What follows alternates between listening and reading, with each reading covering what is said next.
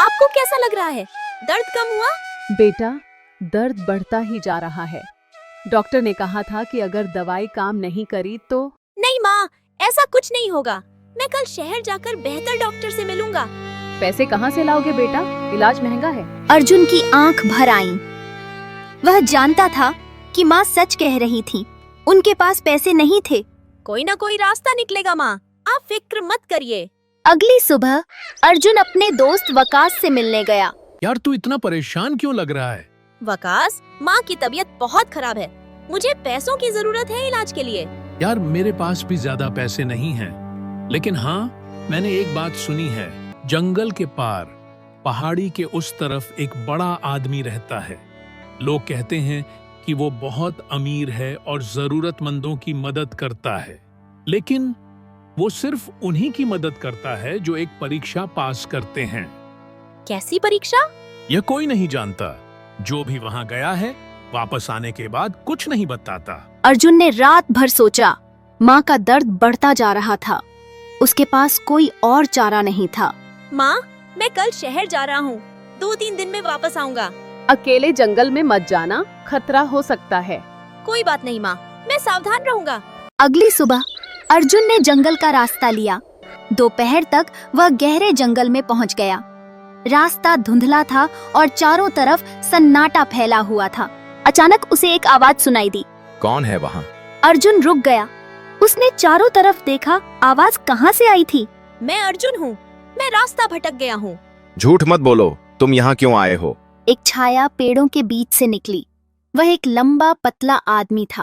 आप कौन हैं? मैं वो हूँ जो सब कुछ जानता है। तुम पैसों के लिए आए हो, है ना? तुम्हारी माँ बीमार है, उसका इलाज महंगा है। तुम यहाँ इसी उम्मीद से आए हो कि कोई तुम्हारी मदद करेगा। जी हाँ, लेकिन आप ये सब कैसे जानते हैं? मेरे साथ आओ, लेकिन खबरदार, एक बार मेरे साथ चले तो वापसी आसान नहीं। तुम्हें एक परीक्षा देनी होगी। अगर तुम पास हो गए तो तुम्हारी सारी समस्याएं खत्म, लेकिन अगर फेल हो गए तो तुम हमेशा के लिए यहीं रह जाओगे। मैं तैयार हूँ। वे दोनों जंगल में और भी गहराई में गए। आधा घंटा बाद वे एक अजीब जगह पहुंचे। वहां एक पुराना घर था, सुनसान और रहस्यों से भरा हुआ। यह है मेरा घर, अंदर आओ। तुम्हें 3 काम करने होंगे। पहला काम है, तुम्हें इस जंगल में रात भर अकेले रहना होगा। सिर्फ इतना? यह तो आसान है। आसान? यह सिर्फ पहला काम है। दूसरा काम है, तुम्हें इस पहाड़ी की चोटी पर जाकर एक लाल फल लाना होगा, लेकिन वो फल कोई आम फल नहीं है। और तीसरा काम, वो मैं कल बताऊंगा। लगता है प्रकृति भी तुम्हारी परीक्षा शुरू कर रही है। तुम्हारी पहली परीक्षा अभी से शुरू। अजनबी चला गया। अर्जुन बिल्कुल अकेला रह गया। रात गहराती जा रही थी। जंगल में अजीब अजीब आवाजें आ रही थीं, लेकिन अर्जुन ने हिम्मत रखी। हिम्मत रखो अर्जुन, माँ के लिए ये सब सहना होगा। अचानक उसे लगा जैसे कोई उसे देख रहा है। वह मुड़कर देखता है, लेकिन वहाँ कोई नहीं था। रात भर अजीब अजीब आवाजें आती रहीं, लेकिन अर्जुन वहीं रुका रहा, डटा रहा। सुबह की पहली किरण के साथ अजनबी वापस आया। कैसी रही तुम्हारी रात? डरावनी, लेकिन मैं यहीं रहा। अच्छा, तो फिर तुम पहली परीक्षा पास हो गए। अब दूसरी परीक्षा, तुम्हें पहाड़ी की चोटी पर जाना है। वो लाल फल सिर्फ रात के समय दिखाई देता है। और सुनो, वो फल एक खतरनाक जगह पर है। वहां एक रक्षक है। कैसा रक्षक? ये तुम्हें खुद जाकर पता करना होगा। बस इतना कह सकता हूं कि अगर तुम्हारे मन में लालच आया तो तुम वापस नहीं आ सकोगे। शाम होते ही अर्जुन पहाड़ी की तरफ चल पड़ा। रास्ता कठिन था। जैसे ही वह पहाड़ी की आधी ऊंचाई पर पहुंचा, उसे एक आवाज सुनाई दी। कौन है जो मेरे इलाके में आया है? एक साया उसके सामने आया। वह एक बहुत बड़ा आदमी था। भारी शरीर, डरावनी आंखें और शांत लेकिन भारी सांसें। मैं अर्जुन हूँ, मुझे लाल फल चाहिए। लाल फल? तुम जानते हो कि उसकी कीमत क्या है? मैं इस पहाड़ी का रक्षक हूँ। जो भी इस फल को लेता है, उसे बदले में कुछ देना पड़ता है। क्या देना पड़ता है? अपनी सबसे कीमती चीज। चलो मेरे साथ आओ। वे दोनों पहाड़ी की चोटी पर गए। वहां एक अजीब सा बगीचा था। अंधेरा होते ही बगीचे के बीच में एक चमकदार लाल फल दिखाई दिया। वाह, यह तो बहुत खूबसूरत है। हाँ, लेकिन लेने से पहले अच्छे से सोच लो, क्या तुम सच में इसे लेना चाहते हो? हाँ, बिल्कुल। जैसे ही अर्जुन ने फल को छुआ, उसके हाथ में एक अजीब सी शक्ति आ गई। ये क्या हो रहा है? मुझे लग रहा है जैसे मैं कुछ भी कर सकता हूँ। यही इस फल की खास बात है। ये इंसान को बहुत ताकत देता है। अब ये फल तुम्हारा है। अर्जुन वापस उस घर में पहुंचा। अजनबी उसका इंतजार कर रहा था। तो तुम फल ले आए। अब तुम्हारी तीसरी परीक्षा, यह सबसे कठिन है। कैसी? तुम्हें एक चुनाव करना होगा। या तो अपनी माँ को बचा सकते हो या फिर अपनी जान। अर्जुन का दिल जोर से धड़कने लगा। ये कैसी बात है? क्या मैं दोनों को नहीं बचा सकता?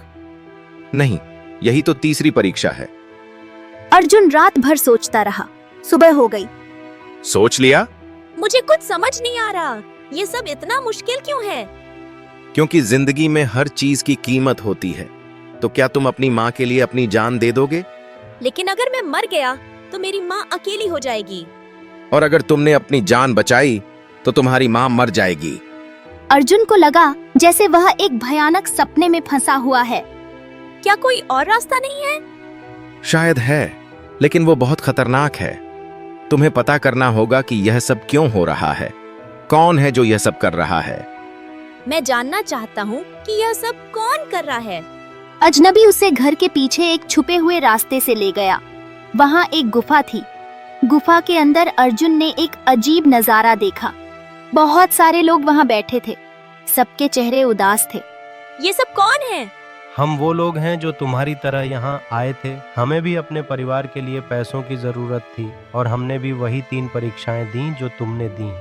तो फिर आप लोग यहाँ क्यों हैं? क्योंकि हमने तीसरी परीक्षा में गलत फैसला लिया। हमने अपनी जान बचाने को चुना और हमारे घर वाले चले गए। अर्जुन के होश उड़ गए। अचानक एक तेज आवाज आई। एक बहुत बड़ी छाया गुफा में आई। हर तरफ अंधेरा और सन्नाटा छा गया। आप कौन हैं? मैं इस जंगल का असली मालिक हूँ। मैं लोगों की परीक्षा लेता हूँ, ये देखने के लिए कि कौन कितना खुदगर्ज है। लेकिन यह गलत है। आप लोगों के साथ खेल रहे हैं। खेल? यह कोई खेल नहीं है। यह जीवन की सच्चाई है। जब इंसान मुश्किल में होता है तो वह क्या चुनता है, अपना फायदा या दूसरों का? अर्जुन ने अपने आसपास के लोगों को देखा। वो सभी डरे हुए थे। आप लोगों ने अपनी जान बचाई। हमारे पास कोई और चुनाव नहीं था। तो ये सजा है? नहीं, ये सजा नहीं है। ये सबक है कि प्यार और त्याग क्या होता है। अर्जुन ने फैसला कर लिया। मैंने अपना चुनाव कर लिया है। मैं अपनी माँ को चुनता हूँ। तुम्हें पता है इससे क्या होगा? हाँ, लेकिन मेरी माँ ने मेरे लिए अपनी पूरी जिंदगी लगा दी है। अब मेरी बारी है। तुम यकीन से कह रहे हो? हाँ, पूरे यकीन से। अचानक तेज रोशनी हुई। सब कुछ बदल गया। तुमने सही चुनाव किया है। तुमने प्यार को स्वार्थ से ऊपर रखा है। अब तुम्हें वो सब कुछ मिलेगा जिसकी तुम्हें जरूरत है। गुफा में बैठे सभी लोग अचानक गायब हो गए, जैसे वो कभी थे ही नहीं। वो कहाँ गए? वो अपने घर लौट गए, क्योंकि तुम्हारे सच्चे प्यार ने उन्हें भी एक और मौका दिया। अर्जुन, तुम्हारी माँ अब ठीक हो जाएगी, लेकिन याद रखो, अब तुम्हें भी एक जिम्मेदारी निभानी होगी। तुम्हें दूसरों की मदद करनी होगी। मैं तैयार हूँ।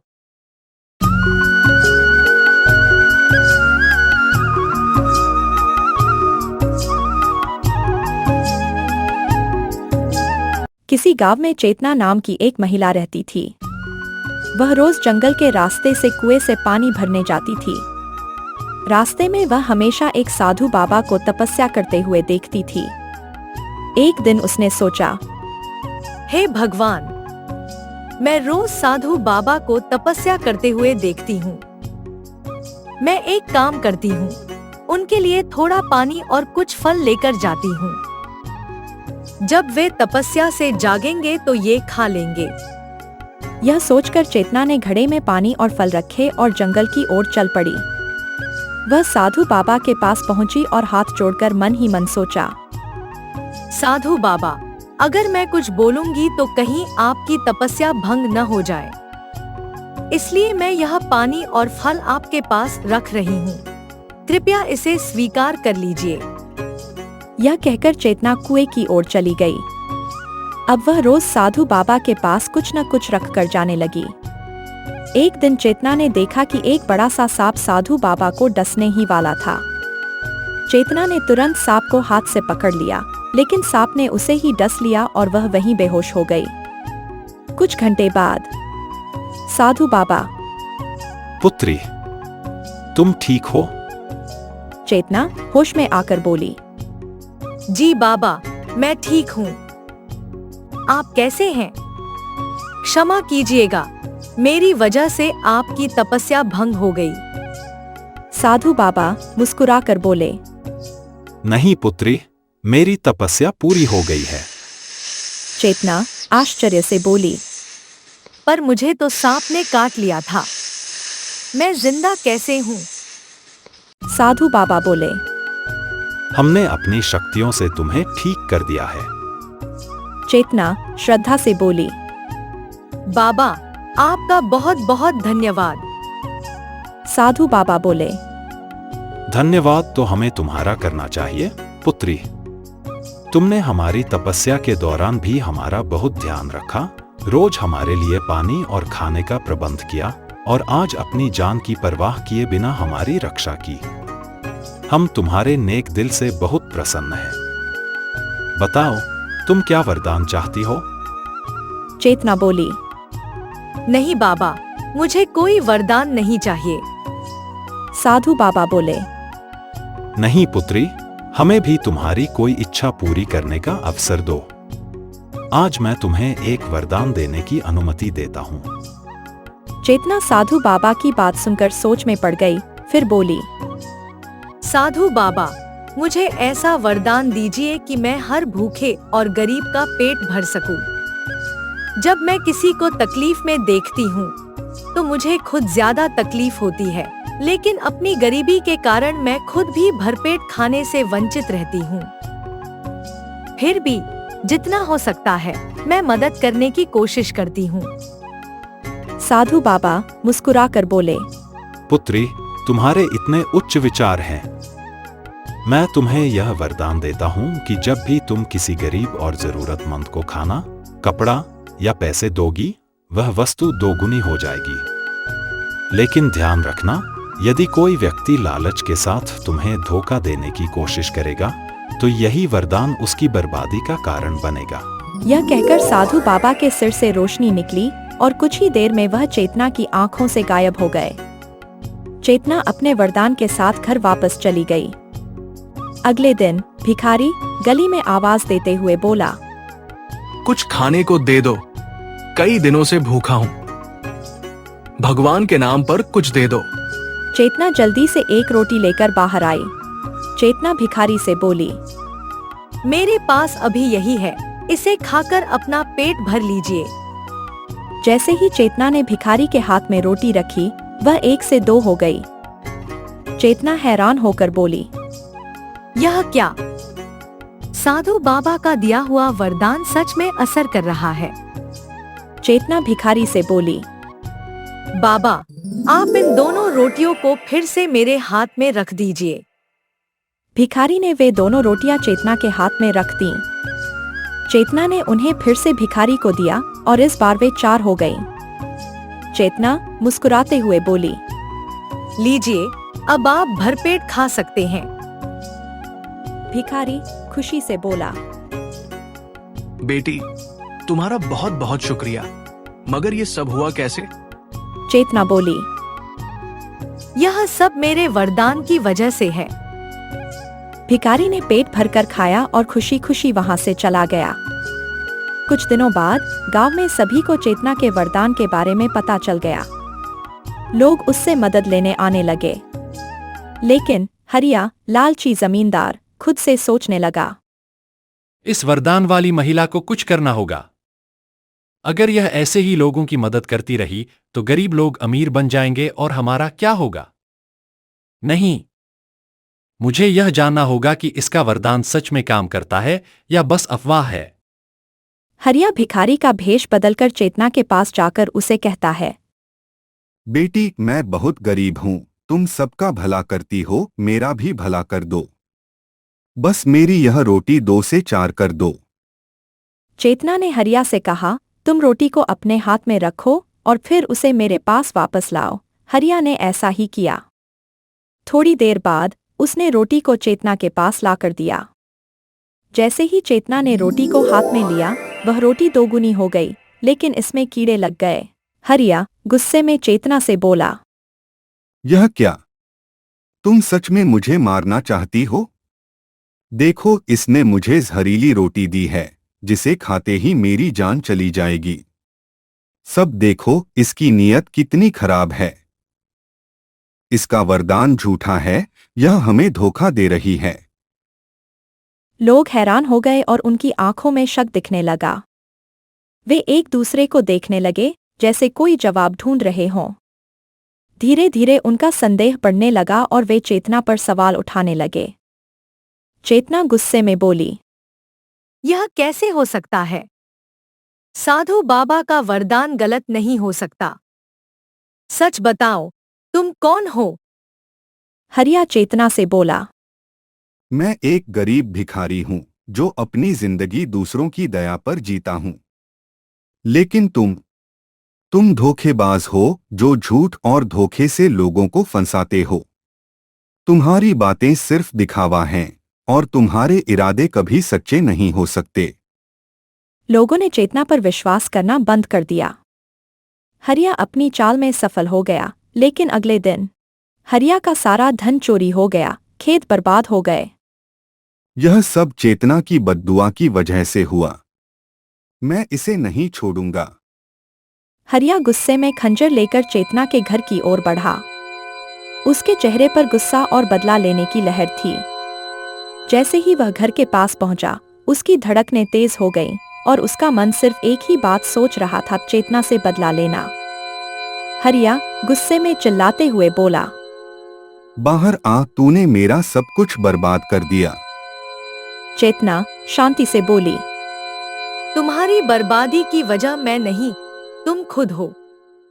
तुमने अपनी गलत नीयत से मेरे वरदान का अपमान किया और उसे अपने फायदे के लिए इस्तेमाल करने की कोशिश की। मैं कभी किसी को धोखा नहीं देती, लेकिन जब कोई मेरी अच्छाई का गलत फायदा उठाता है तो उसका नतीजा बुरा होता है। जो लोग इस तरह धोखा देने की सोचते हैं, उनकी बर्बादी पहले से तय है, क्योंकि सत्य और अच्छाई के खिलाफ उठी हुई हर आवाज खुद को नष्ट कर देती है।